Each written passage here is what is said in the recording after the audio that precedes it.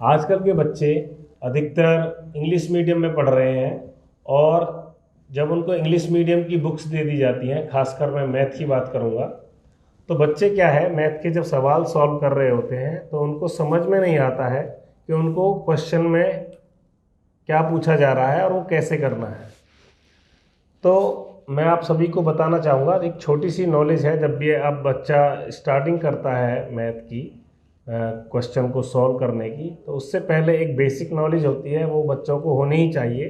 तो वो मैं आपके साथ आज शेयर कर रहा हूँ कि बच्चों को कौन सी चीज़ें सर्वप्रथम बतानी चाहिए। तो चलिए देखते हैं क्या है ऐसी चीज़ें। तो पहले मैं बात कर रहा हूँ एडिशन की। एडिशन क्या होता है बच्चों को आपको बताना है।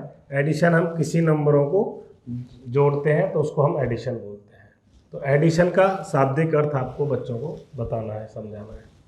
और इस साइन का नाम क्या होता है, इस साइन का नाम भी आपको बताना है बच्चे को, जिसको हम बोलते हैं प्लस। ठीक है। अच्छा, इसके बदले में जब हम इसको जोड़ करके जो आंसर आता है, इसको हम क्या बोलते हैं? तो इसको हम बोलते हैं सम। इंग्लिश में इसको सम बोलते हैं।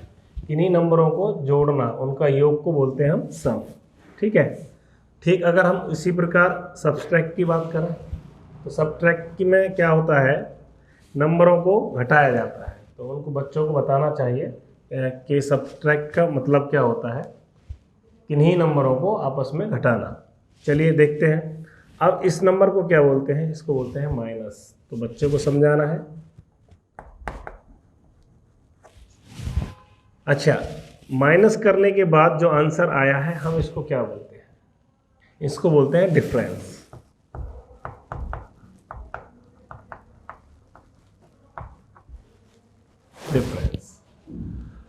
अब हम बात करेंगे मल्टीप्लिकेशन की। मल्टीप्लिकेशन में क्या है, किन्हीं नंबरों को हम मल्टीप्लाई कर रहे हैं, तो इसको हम बोलते हैं मल्टीप्लाई। और इनकी जो आंसर आया है इसको हम क्या बोलेंगे? इसको बोलते हैं प्रोडक्ट।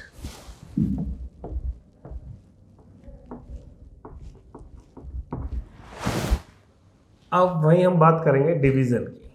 डिवीज़न में क्या होता है, जिससे हम डिवाइड कर रहे होते हैं नंबर को, इसको हम क्या बोलते हैं? इसको बोलेंगे हम डिवाइज़र। क्या बोलेंगे?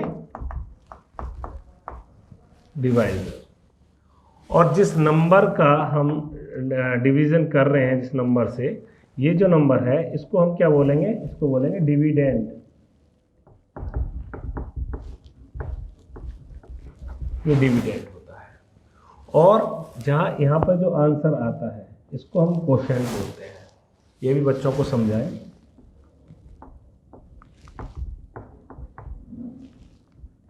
कोशेंट। और जब यहाँ पर नंबर से इस नंबर को घटने के बाद जो शेष बचता है, इसको हम बोलते हैं रिमाइंडर।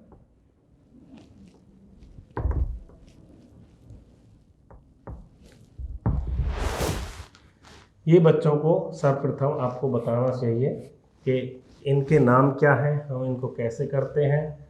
ये सारी चीज़ें बच्चों को पता होनी चाहिए, क्योंकि क्वेश्चन में लिखा होता है कि दो नंबरों का सम करना है, तो बच्चों को पता होना चाहिए कि सम का मतलब क्या है, तो वो बच्चा उसको फिर जोड़ देगा। ऐसे ही क्वेश्चन में पूछा जाता है कि इनका कोशेंट क्या है, तो कोशेंट का मतलब उस बच्चे को पता होना चाहिए। रिमाइंडर क्या है, रिमाइंडर का पता होना चाहिए, तभी तो बच्चा बता पाएगा। आप देखोगे बच्चों की बुक्स में, छोटे बच्चों की जो बुक्स होती है उनमें जो मल्टीप्लाई दे रखा होता है, उसमें अधिकतर प्रोडक्ट पूछा जाता है। तो प्रोडक्ट अगर उन्हें हिंदी में ऐसे बताया जाए मल्टीप्लाई करना है तो बच्चे कर देंगे, लेकिन प्रोडक्ट्स का जैसे ही नाम आएगा तो बच्चे को अगर पता नहीं होगा तो बिल्कुल कंफ्यूज हो जाएगा, उसे पता ही नहीं होगा कि करना क्या है। तो इस तरह की जानकारी जो बिल्कुल बेसिक है, इंग्लिश मीडियम में आप अपने बच्चों को अगर पढ़ा रहे हैं तो आप खुद भी ये चीज़ बताइए, क्योंकि कुछ क्या बहुत लोग होते हैं बच्चों को ये नॉलेज नहीं दे पाते, या फिर उनसे या तो बताते नहीं है, उनको पता नहीं है। तो ऐसी चीज़ें बच्चों को पता होनी चाहिए। ये बिल्कुल बेसिक है और इन चीज़ों को बताइए ताकि बच्चा खुद समझ के सवाल को करे। धन्यवाद।